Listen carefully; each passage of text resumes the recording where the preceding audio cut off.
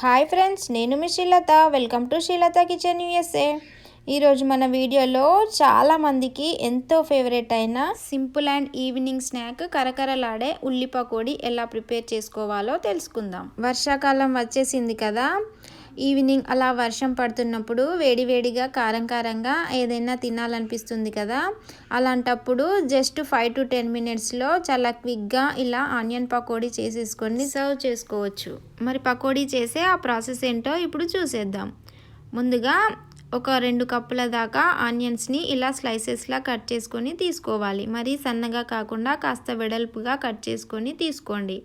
ఇప్పుడు ఇందులో రుచికి సరిపడా సాల్ట్, అలాగే ఒక అర స్పూను కారము, కావాలంటే మీరు పచ్చిమిర్చిని కూడా సన్నగా తరుక్కొని యాడ్ చేసుకోవచ్చు. ఒక అర spoon ginger garlic paste, 1/2 teaspoon పసుపు, 1 స్పూను ధనియాల పొడి వేసుకొని బాగా ప్రెస్ చేస్తూ కలుపుకోవాలి. ఉల్లిపాయల నుంచి వాటర్ బయటికి వచ్చి మసాలాలన్నీ ఉల్లిపాయలకు పట్టేలా బాగా ప్రెస్ చేస్తూ కలుపుకున్న తర్వాత ఇందులో 2 కప్పుల ఆనియన్స్కి 1 కప్పు శనగపిండిని తీసుకొని కొద్దిగా వేసుకుంటూ ఉల్లిపాయలకు పట్టేలా కలుపుకోవాలి.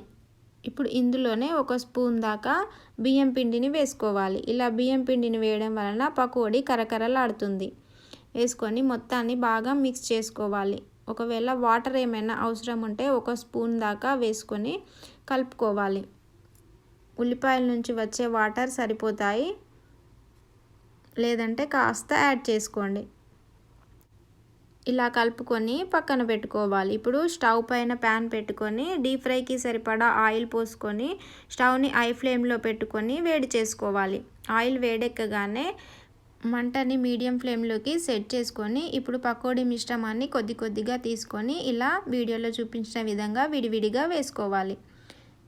ఒకే దగ్గర ముద్దలా వేయకూడదు, అలా వేస్తే పకోడీ సరిగా కాలదు, క్రిస్పీగా రాదు, అలాగే లోపలంతా పచ్చిగా అలానే ఉండిపోతుంది. ప్యాన్లో పట్టేంత విడివిడిగా స్ప్రెడ్ చేసుకొని ఇలా గరిటెతో తిప్పుతూ 2 పక్కల బాగా ఫ్రై చేసుకోవాలి. ఆల్మోస్ట్ 90% ఫ్రై అయ్యేంత వరకు ఫ్రై చేసుకోవాలి. మంచి కలర్ రావాలి పకోడీ. ఇలా ఒకే వైపు కనుక ఉంచినట్లయితే పకోడీ మాడుతుంది. కంటిన్యూస్గా తిప్పుతూ ఉండాలి. ఇలా తిప్పుకొని చూడండి, ఇలా మంచి కలర్ రాగానే ఆయిల్ నుంచి సపరేట్ చేసుకొని ప్లేట్లోకి తీసుకోవాలి. మిగిలిపోయిన పకోడీ మిశ్రమాన్ని కూడా ఆయిల్లో వేసేసుకొని 2 పక్కల బాగా ఫ్రై చేసుకొని మంచి కలర్ రాగానే ప్లేట్లోకి తీసుకుంటే సరి. ఎంతో టేస్టీగా ఉండే కరకరలాడే పకోడీ రెడీ అయిపోయింది. గార్నిష్ కోసం కాస్త కరివేపాకును కూడా ఫ్రై చేసి తీసుకుంటున్నాను. ఈసారి మీరు పకోడీ చేసినప్పుడు ఇలా తప్పకుండా ట్రై చేయండి. అలాగే మీకు ఎలా వచ్చిందో కమెంట్ చేయండి. ఈ వీడియో కనుక మీకు నచ్చినట్లయితే ఒక లైక్ చేయండి. అలాగే మీ ఫ్రెండ్స్కి తెలిసిన వారికి షేర్ చేయండి. మరిన్ని tasty and variety simple recipes కోసం మా శ్రీలత కిచెన్ యూఎస్ఏని తప్పకుండా సబ్స్క్రైబ్ చేసుకొని పక్కనే ఉన్న గంట సింబల్ని యాక్టివేట్ చేయండి. Thank you.